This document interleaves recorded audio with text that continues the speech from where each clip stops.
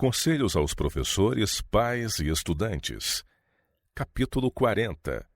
Saúde e eficiência.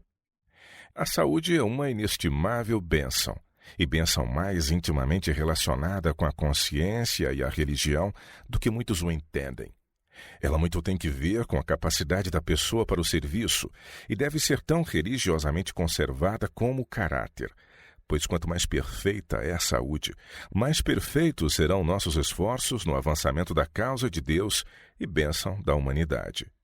Há uma importante obra a ser feita em nossas escolas, no ensino aos jovens, dos princípios da reforma de saúde. Os professores devem exercer uma influência reformadora na questão de comer, beber e vestir e acoroçoar seus estudantes a praticar a renúncia e domínio próprio. Aos jovens se deve ensinar que todas as suas faculdades provêm de Deus, que Ele tem direito sobre cada uma delas, e que, maltratando a saúde de qualquer maneira, desprezam uma das melhores bênçãos de Deus. O Senhor lhes dá saúde para ser usada em seu serviço, e quanto maior é a sua força física, mais forte é a sua capacidade de resistência, mais podem fazer pelo Mestre.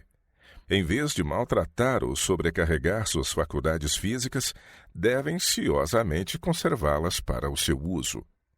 A juventude é a época para se acumular conhecimento nos ramos que diariamente podem ser postos em prática por toda a vida.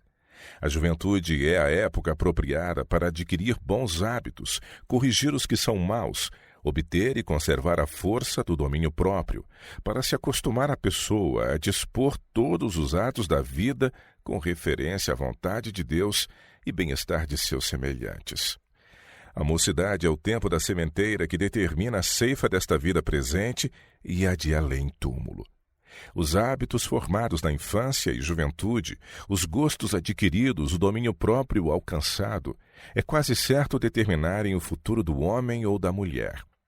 A importância de cuidar da saúde deve ser ensinada como um mandamento bíblico.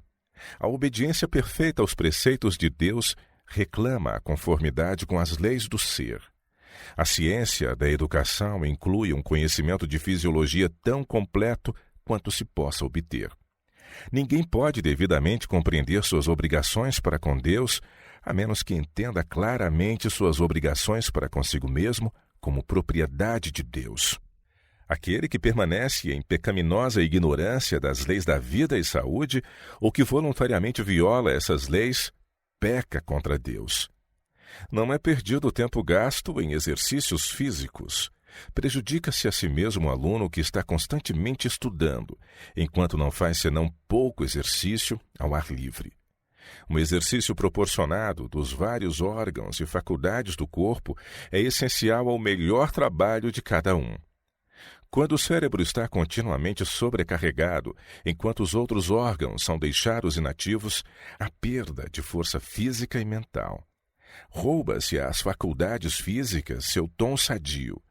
A mente perde sua frescura e vigor, e o resultado é uma mórbida excitabilidade. A fim de que homens e mulheres tenham mente bem equilibrada, todas as faculdades do ser devem ser postas em uso e desenvolvimento. Há no mundo muitos que têm preparo unilateral, por ter cultivado apenas uma classe de faculdades, ao passo que outras diminuíram por inação. É um fracasso a educação de muitos jovens. Estudam demais enquanto negligenciam o que pertence à vida prática.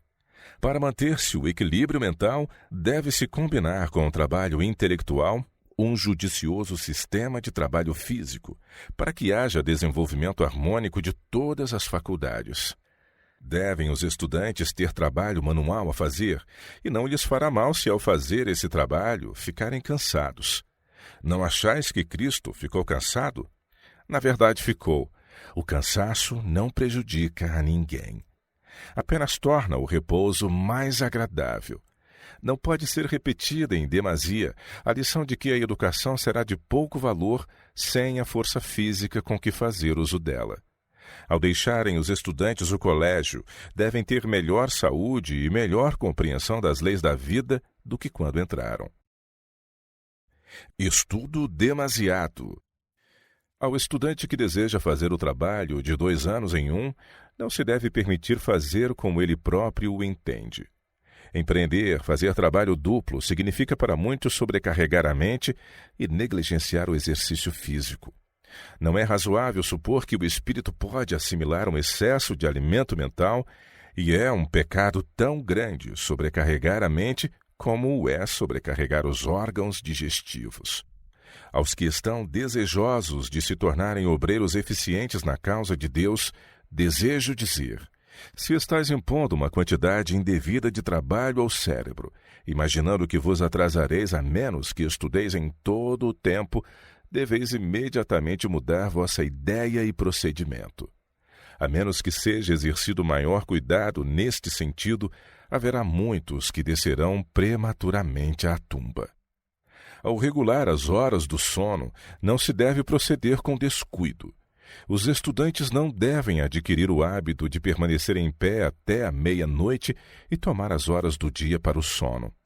Se se acostumaram a fazer isto em casa, devem corrigir o hábito deitando-se à hora devida. Levantar-se-ão então pela manhã descansados para os deveres do dia.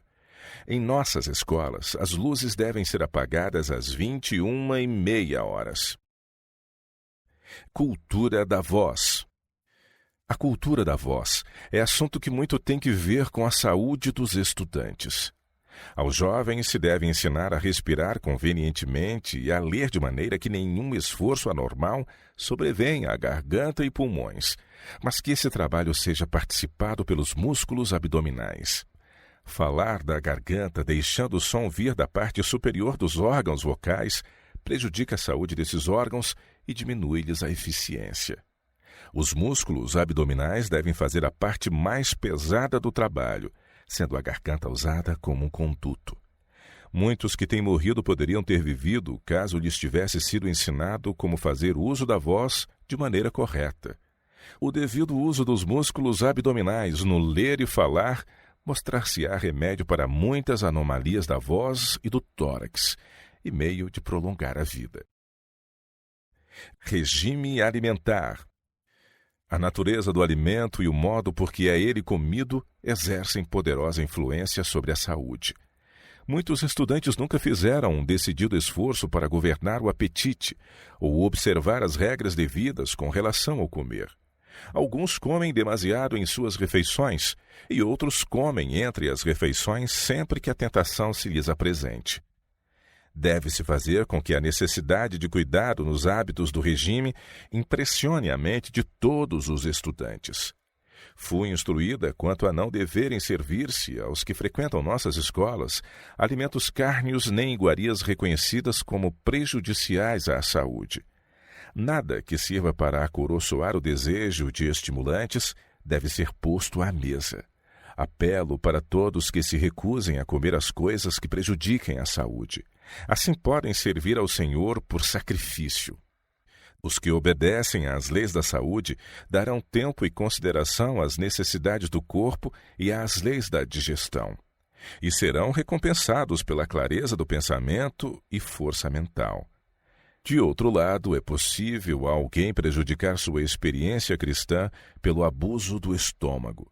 As coisas que perturbam a digestão têm uma influência entorpecedora sobre os sentimentos mais delicados do coração. Aquilo que escurece a pele e a torna macilenta também anuvia o ânimo e destrói a jovialidade e paz de espírito. Todo hábito que prejudica a saúde reage sobre o espírito. Bem empregado é o tempo que se destina ao estabelecer e conservar uma perfeita saúde física e mental. Nervos firmes e calmos, bem como circulação sadia, ajudam os homens a seguirem os retos princípios e escutar os impulsos da consciência. Ventilação e saneamento. Deve-se dar atenção especial à ventilação e saneamento. O professor deve pôr em prática na sala de aula seu conhecimento dos princípios de fisiologia e higiene. Pode, assim, guardar seus alunos de muitos perigos a que estariam expostos pela ignorância ou negligência das leis de saneamento. Muitas vidas têm sido sacrificadas porque os professores não têm prestado atenção a estas coisas. Devem-se evitar as súbitas mudanças de temperatura. cumpre ter cuidado para que os estudantes não se resfriem, sentando-se em correntes de ar. Não é coisa segura regular o professor o calor da sala de aula pela sua própria impressão. Seu bem-estar, assim como o dos estudantes, exige que seja mantida uma temperatura uniforme. A recompensa da obediência. O cérebro é a cidadela do ser. Maus hábitos físicos afetam o cérebro e impedem a consecução daquilo que os estudantes desejam, uma boa disciplina mental. A menos que os jovens sejam versados na ciência de como cuidar do corpo, assim como da mente, não serão estudantes bem-sucedidos. O estudo não é a causa principal do esgotamento das faculdades mentais. A causa principal é o regime impróprio, refeições irregulares, falta de exercício físico e desatenção em outros sentidos às leis da saúde. Quando fazemos tudo o que podemos para conservar a saúde, podemos então, com fé, rogar a Deus que abençoe nossos esforços. Antes que os estudantes falem de seus progressos na chamada educação superior, aprendam a comer e beber para a glória de Deus e a exercitar o cérebro, ossos e músculos, de tal maneira a habilitá-los ao mais elevado serviço. Um estudante pode dedicar todas as suas faculdades à aquisição do saber, mas desobedecendo às leis que lhe governam o ser, diminuirá sua eficiência. Acariciando maus hábitos, perde o poder da apreciação própria e o domínio de si mesmo. Não pode raciocinar corretamente acerca de assuntos que muito de perto lhe dizem respeito, e torna-se descuidado e irracional no tratamento que dá ao espírito e ao corpo. A obrigação que repousa sobre nós de conservar o corpo em saúde é uma responsabilidade pessoal. O Senhor exige que cada um efetue sua salvação dia a dia.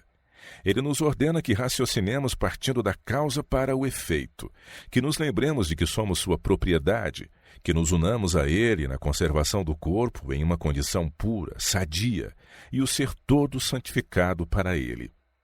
Aos jovens deve ensinar-se que não estão na liberdade de fazer com a vida como lhes apraz. Deus não terá por inocente os que tratam levianamente seus preciosos dons. Devem os homens compenetrar-se de que quanto maior sua dotação de forças, talentos, meios ou oportunidades, mais pesadamente repousa sobre eles o encargo da obra de Deus e mais devem fazer por ele.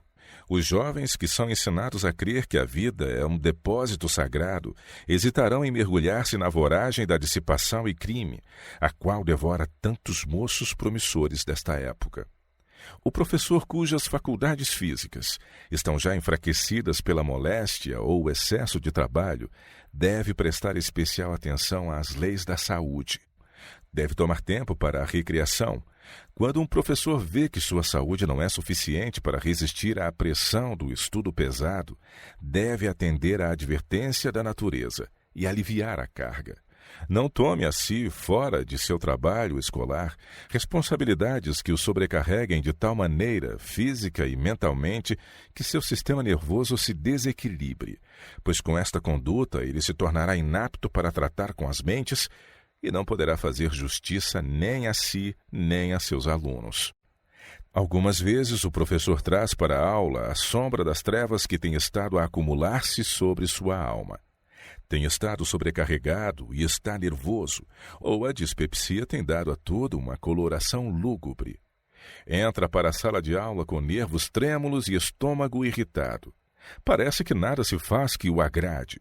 Julga que seus alunos se empenham em mostrar-lhe desrespeito e distribui à direita e à esquerda suas cortantes críticas e censuras. Talvez um ou mais dos estudantes cometam erros ou sejam indisciplinados. O caso avulta em seu espírito e ele é severo e incisivo ao repreender aquele que julga em falta. E a mesma injustiça, mais tarde, o impede de admitir que ele seguia o mau caminho. Para manter a dignidade de sua posição, perde uma áurea oportunidade de manifestar o Espírito de Cristo para ganhar talvez uma alma para o céu. É dever de todo professor fazer tudo ao seu alcance para apresentar seu corpo a Cristo como sacrifício vivo, perfeito fisicamente, assim como moralmente livre de contaminação, a fim de que Cristo possa fazer dele um coobreiro seu na salvação de almas.